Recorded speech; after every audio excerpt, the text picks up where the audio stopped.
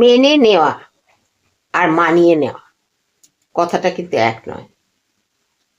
আমাদের এই সমাজ সংসারে কিন্তু আমরা অনেক লক্ষ্য করে থাকি, অপরাধ না করেও অপরাধী সাজানো। কিছুই হয়তো করেনি, তার কোনো দোষই নেই, কিন্তু তাকে অপরাধী সাজিয়ে অন্য একদল নিজেকে পয়সার দম্ভে সরিয়ে নিতে পারছে, বাঁচিয়ে নিতে পারছে। নমস্কার, রিয়ালাইজেশন চ্যানেলে সবাইকে অভিনন্দন। আশা করি ভালো আছেন সবাই। স্কিপ করবেন না, এটা একটু দেখুন, এটা দেখার প্রয়োজন আছে।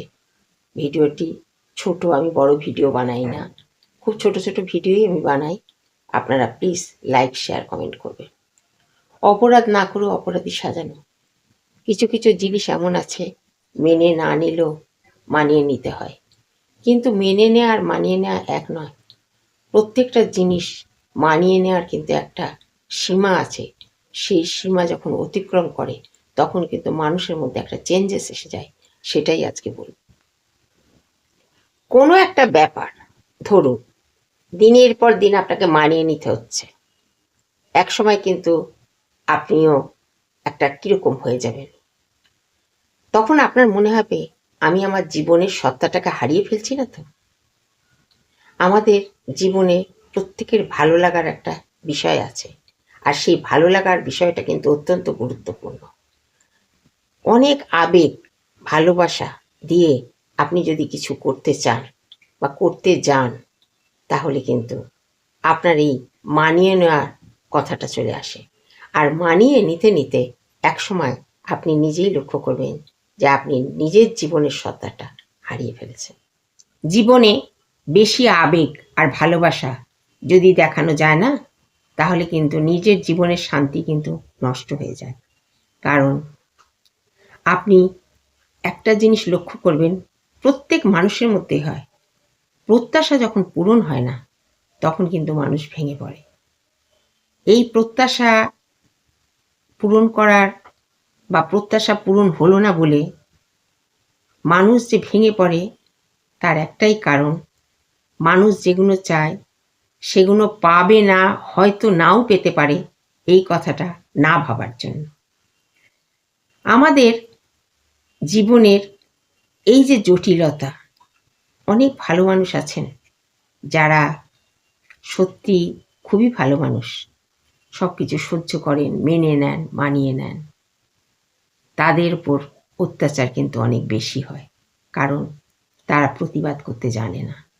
প্রতিবাদ করতে গেলে তার হয়তো সংসার নষ্ট হবে, বা সমাজে একটা কিছু গণ্ডগোল তৈরি হবে, বা পরিবারের ক্ষতির সম্ভাবনা, এসব ভেবে নিজেকে শেষ করে। আর এক সময় দেখা যায় তিনি তার জীবনের সত্তাটাকে হারিয়ে ফেলেছেন।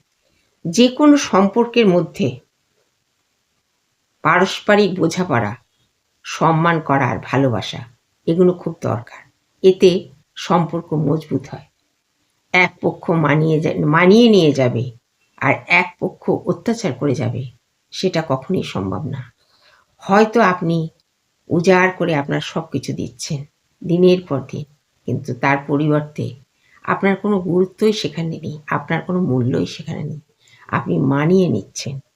এই মানিয়ে নিতে নিতে আপনি যে একদিন ফুরিয়ে গেলেন, আপনি যে শেষ হয়ে যাচ্ছেন, আপনার জীবনেরও যে অনেক গুরুত্ব আছে, আপনার ভালো লাগারও যে অনেক গুরুত্ব আছে, সেটা আপনি কোনোদিনই দিচ্ছেন না।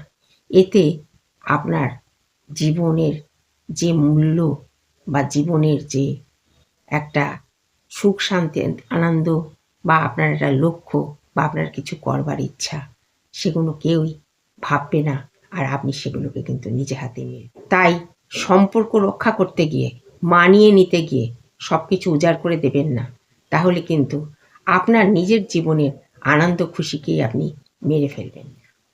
প্রত্যেক মানুষেরই কিন্তু কিছু শখ, লক্ষ্য, ইচ্ছা, ভালো লাগা থাকে। সেগুলো হয়তো কোনো পরিস্থিতির চাপে আপনার হয়ে ওঠে না।